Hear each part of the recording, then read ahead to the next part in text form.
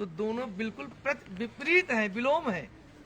और दो विपरीत विलोम चीजों को एक विधि के द्वारा, एक विधान के द्वारा, एक क्रिया के द्वारा, एक यज्ञ के द्वारा एक कर दिया जा रहा है। कहते हैं पति पत्नी में कोई भेद नहीं है। एक करने की जो विधा है इसका नाम है विवाह। तो परिवर्तन क्या हुआ? दो लोग जब जुड़ते हैं तो निश्चित रूप से वहाँ दोनों की बहुत सारी आवश्यकताएं होती हैं, 100 साल के बाद भी निकल जाएगी। और जहाँ आवश्यकता होगी वहाँ पे शर्तें भी लग जाती हैं। अब जब दो लोग अलग अलग जरूरत, अलग अलग शर्तों को ध्यान में लेकर जुड़ते हैं, हालांकि मैं इसको कॉन्ट्रैक्ट नहीं कहूँगा, कुछ लोग कहते हैं अगर ये कॉन्ट्रैक्ट जैसा हुआ तब क्या होगा? अगर एक व्यक्ति अपनी जिम्मेदारी को, अपनी व्यवस्था को जब तक संभालता है तब तक वो कॉन्ट्रैक्ट चलता है। किसी भी कारणवश अगर एक बंदा, एक व्यक्ति, एक पार्टी अपनी जरूरत को न माने, अपनी व्यवस्था को न माने, अपनी जिम्मेदारी को न माने, तो कॉन्ट्रैक्ट क्या होता है? टूट जाता है, छूट जाता है, लोग उससे पीछा छुड़ा लेते हैं। लेकिन यहाँ पर ये बात नहीं है। हमारे सनातन की परिपाटी में आज इस वैदिक विवाह की विधि में सभी 11 बजे का होगा ना, 11:30 हमारे यहाँ विवाह के द्वारा भजन चालू किया जाता है। तब मतलब क्या हुआ? मतलब क्या हुआ कि विवाहोपरांत अगर पत्नी अपनी जिम्मेदारी को सही से नहीं संभाल पा रही है अथवा किसी भी कारणवश पति अपनी जिम्मेदारी पर खरा नहीं उतर रहा है, तो भी पत्नी अपनी मर्यादा के साथ अपनी जिम्मेदारी को संभाले और पति भी जिम्मेदारी के साथ अपनी मर्यादा को संभाले, इसलिए इसका नाम है विवाह। अब चलिए, शुरू करने से पहले एक बात और बताऊंगा। अब तक जितने सारे संबोधन पंडित जी लोगों ने किया, वर और कन्या का ही संबोधन रहा, जबकि यज्ञ का यजमान हमारे पूज्य सर्वजीत दुबे जी, मिश्रा जी, सर्वजीत मिश्रा जी, जैसे ही उनके द्वारा कन्यादान संपन्न हुआ, पंडित जी बोले, तो ललकार बोलो थे, हो गया पंडित जी जाइए। हम पंडित जी कहना हाँ हो गया। जब तक यज्ञ पूरा नहीं होता तब तक यजमान की छुट्टी नहीं होती। अगर हमने यजमान को छोड़ दिया तो मतलब हमारा यज्ञ पूरा हुआ।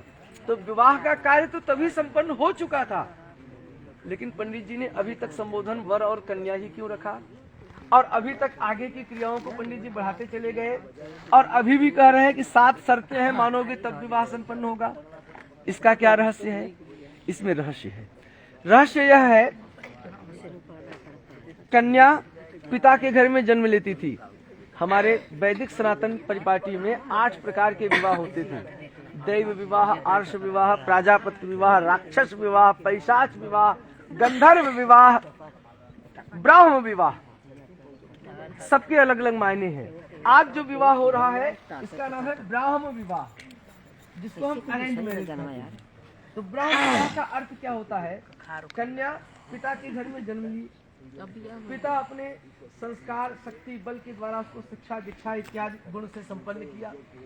अब कन्या जब विवाह के योग्य हो गई तो कन्या का पिता, गार्जियन भाई, कन्या की इच्छा अनिच्छा को जाने बगैर, उसकी सम्मति के बिना ही अपने अनुकूल एक वर तलाश करके उसके साथ कन्यादान कर दिया।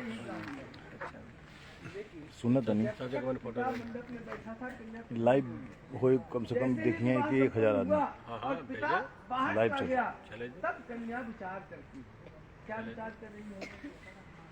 जीवन बड़ा सरल है और बड़ा कठिन है। कन्या विचार करती है कि जिसके साथ में आगे बढ़ने के लिए तत्पर हूँ, तैयार हूँ, उसके अंदर लाइव नैतिक गुणों का समावेश है कि नहीं, जिम्मेदारी की व्यवस्था क्या है, आस्तिक है, नास्तिक है, किस प्रकार की सोच है, समझ है।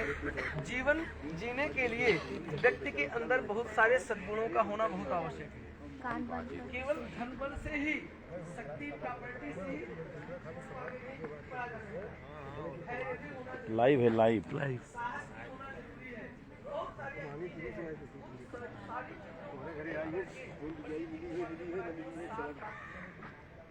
रिश्तेदारी ये है इज्जत से गई रिश्तेदारी जाता है सिर में छाना ली जा सकता है। और रिश्तेदार है तोरी बिटी चौथाई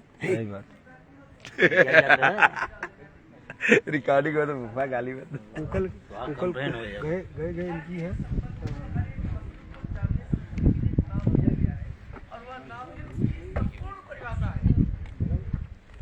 हमारे शास्त्रों में पति उसे कहते हैं। पति शब्द पाद धातु से बनता है, जिसका अर्थ होता है रक्षा करने वाला।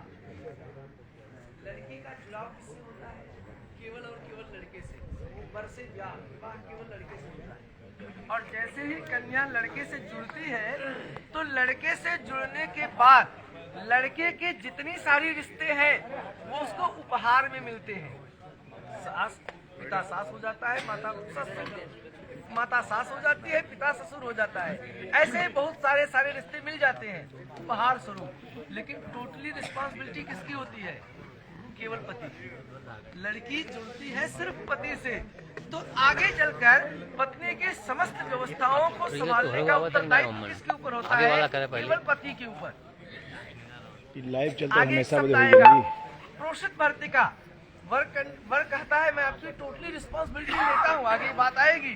तो इसका अर्थ यह हुआ कि पति उसे कहते हैं जो पत्नी की समस्त जिम्मेदारियों को संभाले।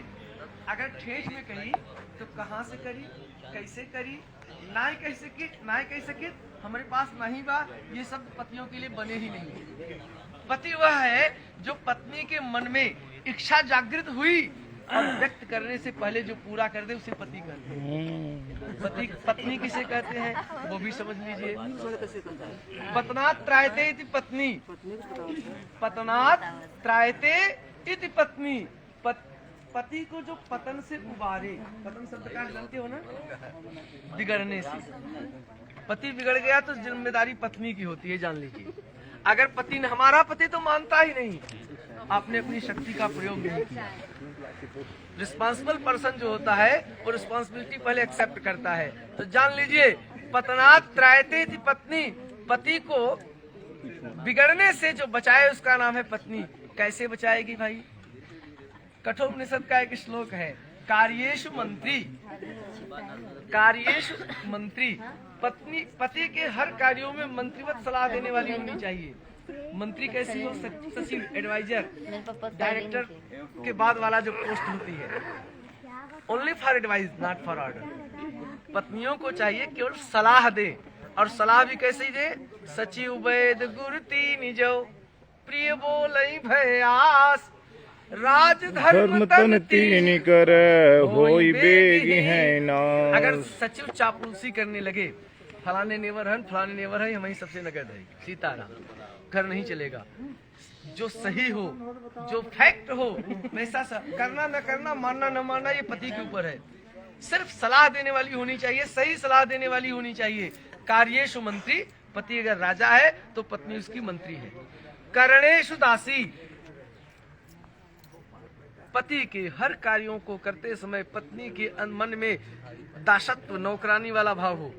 अब सब लोग बोलेंगे पंडित जी ये क्या एक्सप्लेनेशन हुई भाई? भगवती माता सीता जगत जननी जब स्वयंवर में प्रभु श्री राम जी को देखती है तो गौरी पूजन के लिए जाती है, और वहां जाकर के माता से प्रार्थना करती है कि मोहि करऊं रघुवर की दासी, मोहि करऊं रघुवर की दासी। तो दासत्व भाव में भी एक बड़ा विशेष महत्व है। पति के हर कार्यों को करते समय उसके अंदर दासत्व का भाव होना चाहिए। कार्येषु मंत्री करणेषु दासी। अब तीसरी परिभाषा आप लोगों को और रोमांचित करेगी। धरती पर 5 माताएं होती हैं, 5 माई। जन्म देने वाली माई एक ही है, लेकिन माता 5 होती है। उसमें से एक माता पत्नी को कहा गया है। पत्नी भी माता के समान होती है। कब? भोज्येषु माता। भोजन कराते समय, पति को भोजन कराते समय मातृत्व भाव में जाकर भोजन कराए। अगर एक ग्रास, एक कवर को ज्यादा खिया सकता था तो माई खिया सकता है, और नहीं तो शिफ्ट वाइज रूटीन चेंज है। फ्रिज में रखे है, ठूसले ढकेल अड़सले। भोज्येषु माता सैनेषु रंभा। पति के चित्त को आकर्षित करने वाली होनी चाहिए। क्षमा धरित्रीषु। गलतियां हर किसी से हो जाती हैं, मनुष्यों का स्वभाव है गलतियां करना। अगर किसी भी तरह से, किसी भी प्रकार से पति से कोई गलती हो गई तो माता धरती की तरह क्षमा कर देने वाली होनी चाहिए पत्नी को। क्षमा धरित्री सुधर्मानुकूला, और धर्म के अनुकूल आचरण करने वाली। अंग्रेजी में क्या कहावत हो, wealth and wisdom never can mix. Lakshmi और सरस्वती का कोई मेल नहीं है। लोग कहते हैं कि पंडित सदैव दरिद्र होता है। ब्राह्मण, आपने सुना होगा, कहीं ब्राह्मण की चर्चा आएगी, विद्वान ब्राह्मण की, तो कहा जाएगा निर्धन।